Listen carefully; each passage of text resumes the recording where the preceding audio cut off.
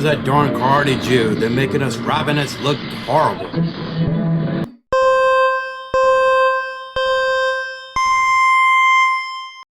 If you've enjoyed this program, please click like and subscribe.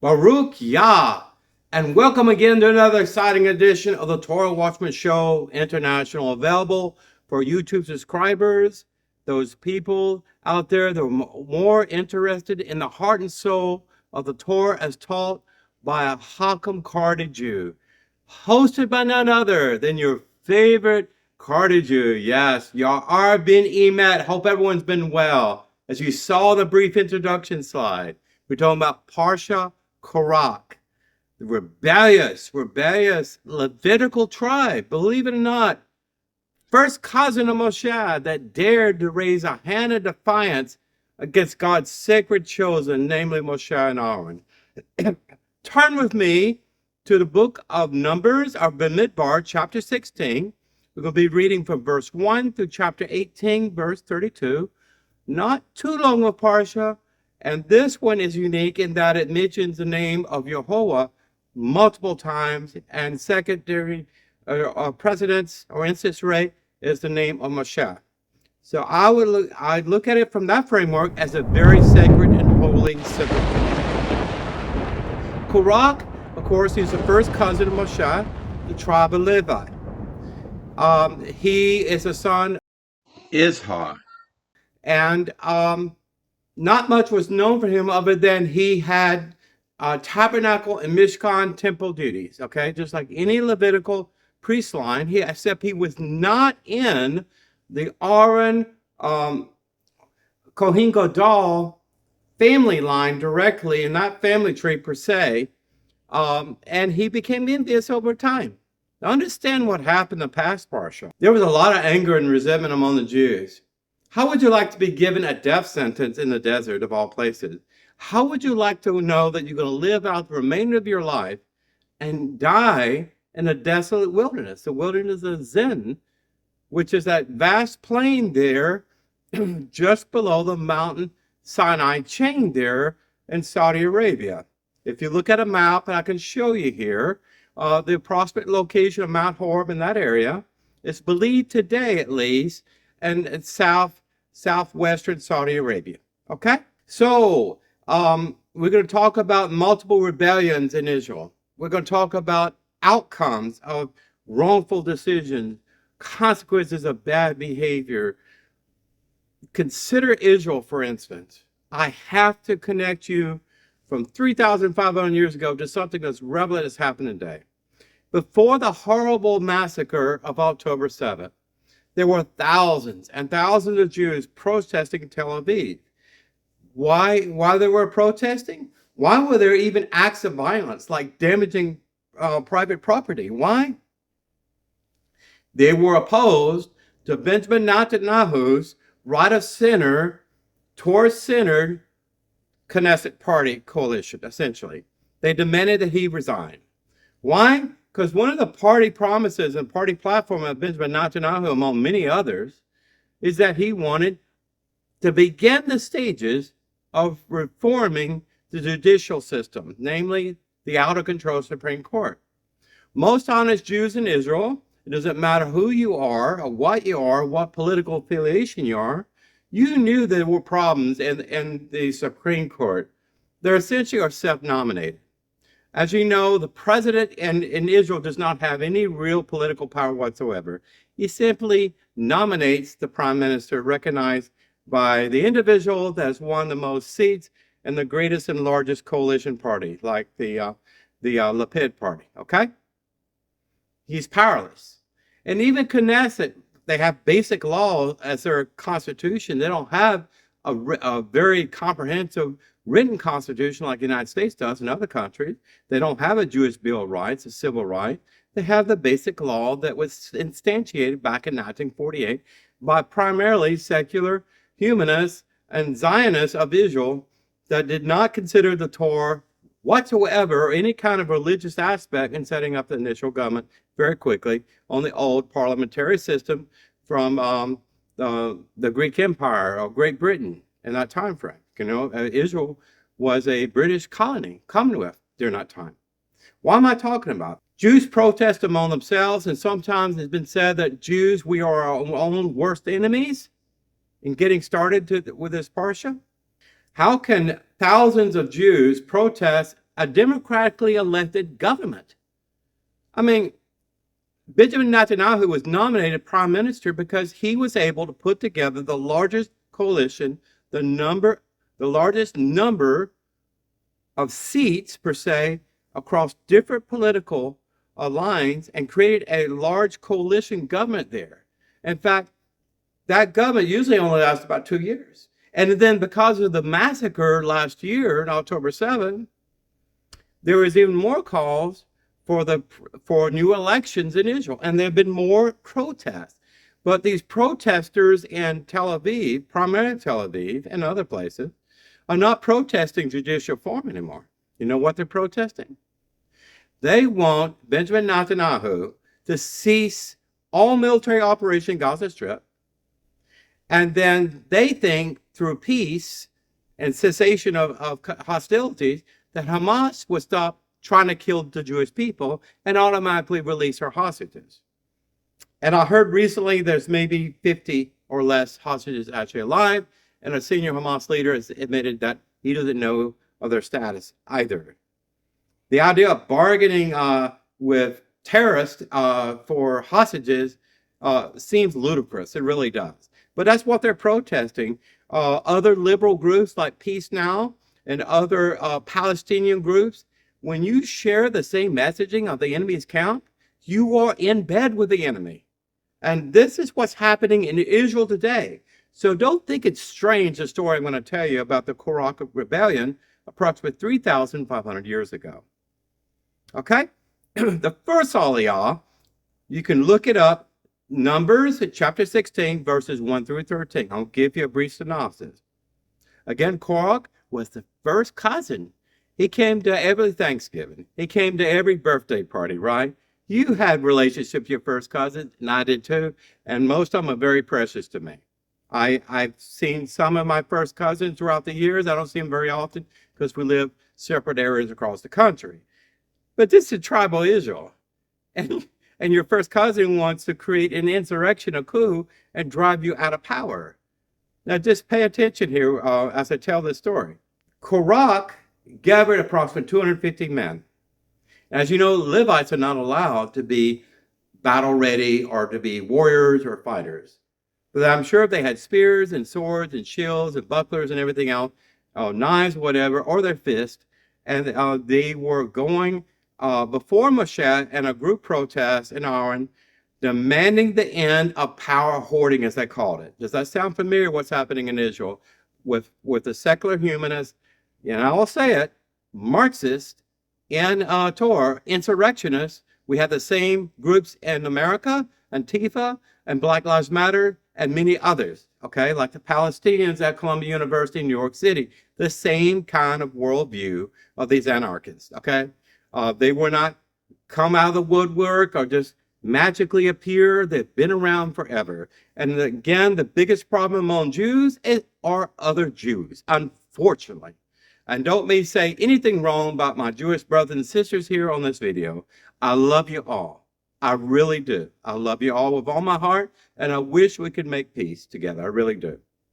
Okay, so we have 250 men demanding the end of the power hoarding, as they called it. In other words, they had halakha tightly wrapped within Moshe, between two primary individuals, Moshe, who received prophecy and the living word of God, and Aaron, who was the implementer for that halakha, and that for tabernacle, mishkan, and sacrificial offerings, redemption, also a quasi-Sanhedrin court with the appointment of 70 judges, etc., etc. Okay?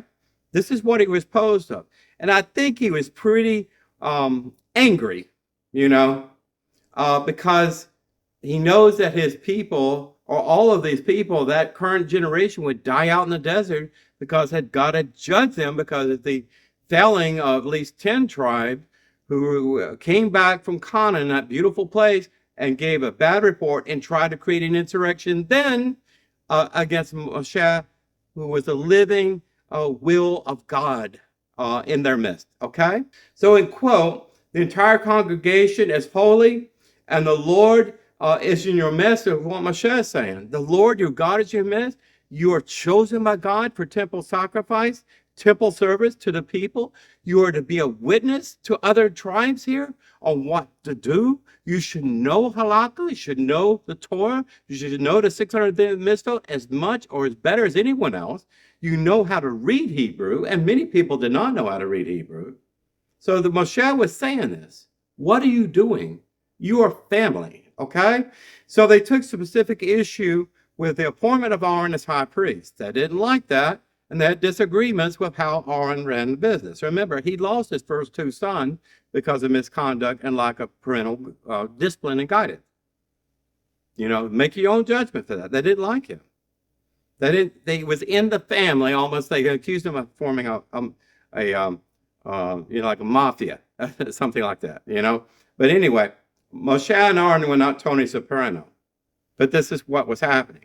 Moshe proposes that on the following day that all participate in a test, a litmus test, okay, which would determine who indeed was worthy of the mantle of high priest. Literally, the Kohen Gadol, their breastplate, the fittings, the gold, and everything else, the hat, apron, everything else. You see pictures of this. We talked this in previous parashah, okay? In other words, it was a very beautiful, righteous uniform to wear, and it looks like you're better than everyone else, but God is the one that says you are, and no one else is chosen for accessing the Holy of Holies on Yom Kippur, no one else. This is God saying this, and don't shoot the messenger. That's what Moshe was saying. So everyone would bring an incense offering to the tabernacle, and Yehovah would make known his choice of high priest. And who says that Yehovah, our living God, is not a diplomat? Okay? He could just wipe them out completely. But no. The witness of Yehovah is great and mighty and is uncompromising and above reproach. And you see this, how God deals with us finite human beings as far as fairness is concerned. So Moshe then tries to placate the rebellious group, unsuccessfully attempting to dissuade them from participating in a suicidal test of God's will. So in other words, they all brought these cisterns with oil and grain and things of that nature, a libration of frankincense, that kind of offering. They all brought them as trying to make peace. And then God acknowledged them, their presence there as Levites, by allowing his Shekinah glory, the cloud, massive cloud that was over the Mishkan, that the center point was between the two cherubim of the Ark of the Covenant, the Ark of Testimony, and the Holy Holies. But that was not enough. I mean, God said, you're all one family. You're all Levites. I accept you, who you are, even though you are human beings and are frail and sinful and rebellious.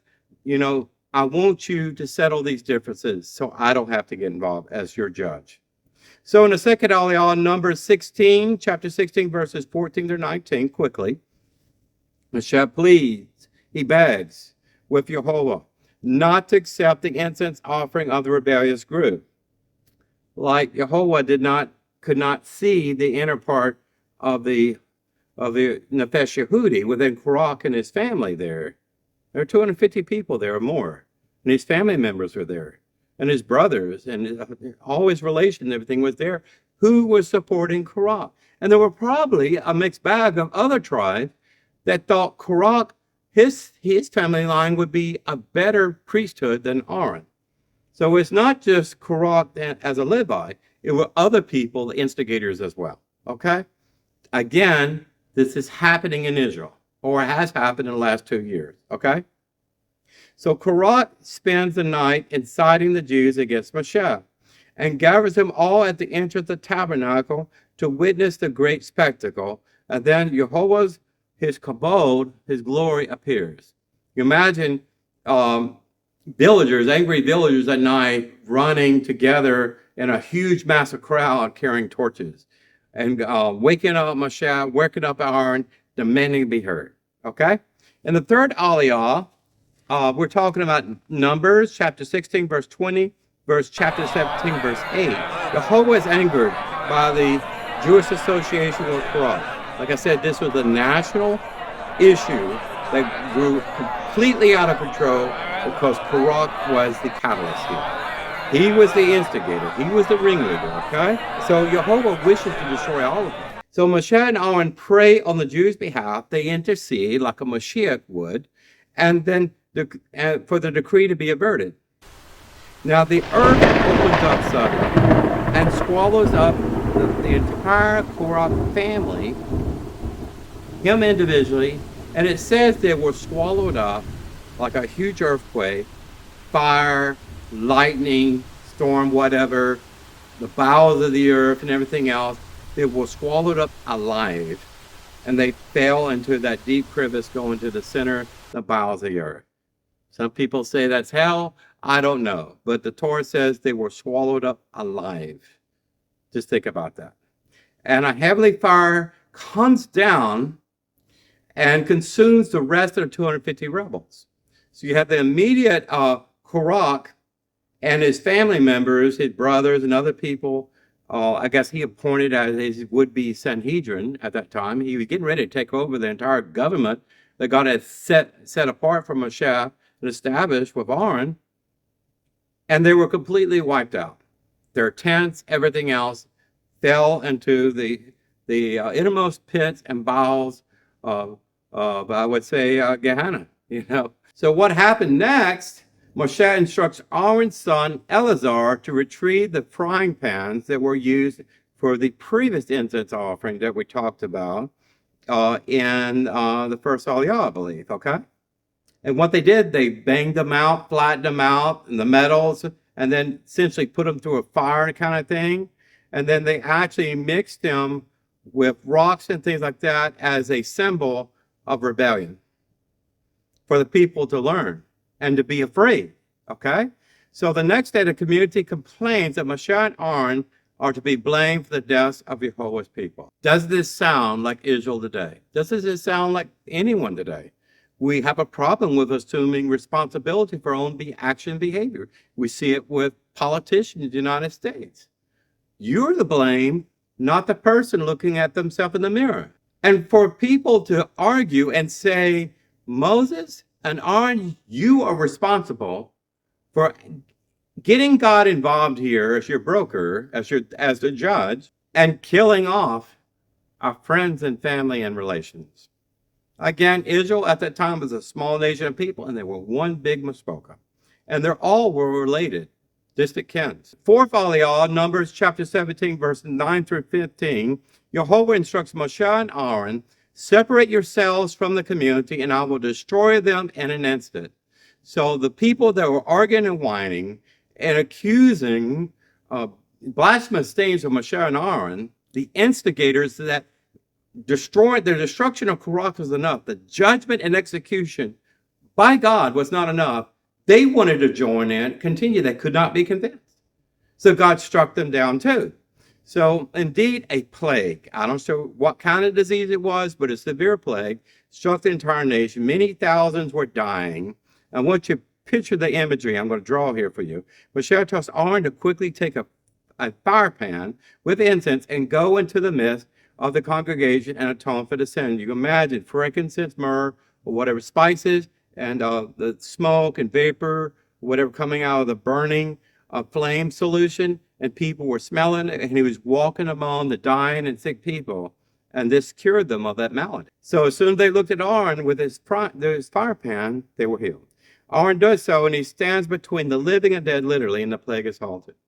So if someone was dying and they're drawing the last breath, they would be cured. Now the fifth aliyah is Numbers chapter 17, verses 16 through 24. This section describes the test of staffs. Now Yehovah tells Moshe to take a staff from each of the 12 tribes. I love this story. So 12 tribes provide 12 shepherd staff, probably made out of maybe a date tree, or maybe an olive tree, or balsam, or something like that. I'm not sure. And with the name of each tribe's prince written, Hebrew insignia for their tribe. Similar to the same insignia was put on the Kohen Gadol's breastplate, for the 12 stones. And so these staffs were given before Lord, put before the temple, okay? And Aaron's name was written, of course, on his staff. So these staffs were placed overnight in the Holy of Holies. No indication with Yom Kippur. This is a special exception to that rule. You only allowed only one person, which is either Aaron or his next in line priestly son or grandson, to go there. And it was only one time a year. But here, Aaron was allowed to take all these staffs in his arms, you can picture this, and lay them behind that curtain of the holy. Okay? And this was overnight. So what happened here, next morning, they were removed, and I guess God gave permission for Aaron to go there back and forth like this, and he brought all the staffs out. Now, miraculously, Aaron's staff budded with almond blossoms and almonds, okay? Flowering a tree, just like you broke it off of a living tree, a dead staff became alive and was bearing evidence of fruit. This was further proof that Aaron was Jehovah's choice as high priest, Kohen Gadol, and no one else. No one else's staff was animated in such a way. 6 aliyah, Numbers, chapter 17, verse 25 through chapter 18, verse 20. Yehovah commands Moshe to return Aaron's staff to the Holy of Holies, where it is to remain for all perpetuity, forever and ever, as a legacy of the testimonial and memorial of what I just described to you. Wherever the Ark of the Covenant is, Aaron's staff is probably in there. The Jews expressed to Moshe their fear of mistakenly entering the restricted area of the tabernacle and dying of the result. They were afraid of what happened now. They weren't afraid before. They were just stubborn and arrogant. Now they're humble. In response, Jehovah commands the priests and Levites to carefully guard the tabernacle to prevent unauthorized entry by non-priests. So the whole tabernacle area, that large rectangle in the Mishkan, is in the lower third toward the other end there. They had guards there for the main entranceway to there, guarding anyone that was not of Levi or appointed by Levi, like a firstborn, from entering there just for their own safety. Okay, which is interesting. The Torah then lists various, in response to this, there were various gifts that were given to the priest that were entitled. So this is like, I'm sorry, I'm a sinner, I made a mistake, I let myself a korah, I learned my lesson. Here's a gift. It says for your sins forgiven, you don't need a bullock to die for your sin. You need to give charity and tzedakah. And this is essentially what's happening. There were a number of gifts for each tribe that were given to the Levitical priest, and a tithe at 10% there. And it says receiving 5 shekels for redemption of Israelite firstborn son, a portion of grain, oil, and wine crops, the first fruit, and more. Aaron informed that his descendants will not receive a portion of the land, Eretz Israel. Instead, Jehovah is the inheritance and a portion of the Levitical people. I thought that was precious. 7th aliyah, wrapping up this parsha. Numbers chapter 18, verse 21 to 32. The Levites too will not receive a share of the land. Instead, they were entitled to the 10th of the Israelites' crops. This in return the tabernacle and temple services which they would render. Makes sense. They're allowed to own land, so you cannot grow. If you own land, you can't grow crops and produce and bring things to market, okay? Like cattle, sheep, and things of that nature. So our 10% was used for maintenance. To this day, Jews give approximate 10% membership dues to their synagogue, their church, and Christians reciprocate that most of the time, at least traditionally, and it comes from this parsha. That's it. Now the Maftar, because we're approaching Rosh Chodesh, the new month, I'm not going to say that month's name because if I do that, I'll be disobeying God's law. It's a prohibition to call up out the name of any pagan god, pagan entity. So I'm going to say we're embarking in the 5th month, since the month of Passat, in Karaite tradition. Okay, I'll show you the crescent moon here, how I recognize we're running out of days in the current month. Okay, so we have an extra Torah reading. Is expansion of Numbers from Midbar for this celebration. Haftarah, I'm not going to read all of this, it's extensive this time. Isaiah chapter 66, verse 124. Isaiah 66:23. Samuel, first, or 1, 2 books there. Chapter 20, verse 18, and Samuel 1, 20, 42. Well, I will read 2 verses that spoke to my heart. Verse 1, beginning in Isaiah, okay? So says Jehovah, the heavens are my throne, and the earth is my footstool, which is the house that you will build for me, and which is the place of my rest? When will the Rabbinates in Israel authorize a new temple project like Judah Maccabee, like Ezra and Nehemiah and many others before? When will they do that? God said, where is my temple? Well, you see 5 mosques on Har HaBeit today. Verse 2, which I want to focus on. And all these my handmaid, and all these have become, says Jehovah. But to this one I will look, to one poor and of crushed spirit, who hastens to do my bidding. Folks, I believe none other. The prophet Isaiah is talking about the Karaite Jews, the oldest sect in Judaism today, the humblest of all Jews, the downtrodden people of Israel who were spat upon by the Rabbinates in the past. We have better relationships now, thank God. We're centered in Israel today, and we're trying to form a brotherhood with every Jew of like mind. Remember, Torah first and nothing else but the Torah. So help me God. Anyway, listen, this is Hakam, your ben-Emmett, signing out until the next time. God bless you. Shalom Aleichem. Remember, be that living Torah. Be a Torah builder, not a Torah destroyer. Share the knowledge and love and wealth of truth for everyone willing to hear it. You be that truth. If they resisted to you, they'll come back to you. Like you raise your child in the way of the Lord, they will come back to you eventually. Believe me. And I'm working with my daughter too, who thinks she's a teenager sometimes. I am the lighthouse on the hill. I am the loud voice there, sounding voice. I'm a veteran, combat veteran, shoot from the hip. I am the white elephant in the room of inconvenient truth. You will get nothing from me but the black and white truth. I do not go out there to impugn anyone's reputation, so don't shoot the messenger. I report the news as I know it. I report the Torah as God reveals it. I've read this Torah Parsha every single year at this time, and I would be selfish by going to my private study and meditating on this Torah Sidra if I didn't share it with you, because I love you so much. Anyway, take care of the next time. Look forward to my next videos. And before you say, I miss your ben-Emmett, I'll be right back to this channel on YouTube. If you signed up for notification, you'd be the first to know. Take care. God bless you. Yisai il heharim meyayin yavo Azri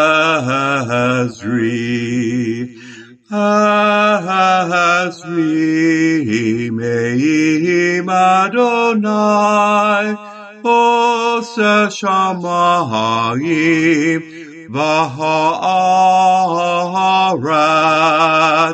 El yotem l'mat ragleach El yonum shomreach Hine alaknum v'lo yishan Shomer